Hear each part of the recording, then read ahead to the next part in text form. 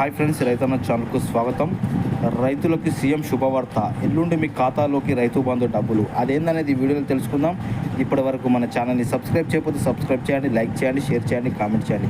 రైతు సంక్షేమమే దైవంగా ప్రభుత్వాలు ముందుకెళ్తున్నాయి. తెలంగాణ కాంగ్రెస్ ప్రభుత్వం రైతులకు ఆర్థిక దృష్టి పెట్టింది, వారికి సాయం అందిస్తుంది. ఈ నేపథ్యంలో తెలంగాణ ప్రభుత్వం మరోసారి గుడ్ న్యూస్ చెప్పింది. ఈ మేరకు సీఎం రేవంత్ రెడ్డి కీలక విషయం వెల్లడించారు. ఇప్పటి వరకు మొత్తం 69 మంది లక్షల లబ్ధిదారుల్లో 65 లక్షల మందికి పైగా రైతు భరోసా డబ్బు అందాయని అన్నారు. సీఎం రేవంత్ రెడ్డి ఆ డబ్బు అందాల్సిన రైతులకి ఇంకా మిగిలి ఉంది, 4 లక్షలకు ముందే అని చెప్పారు. వీళ్ళందరికీ అకౌంట్లోకి డబ్బులు జమ చేస్తామని అన్నారు.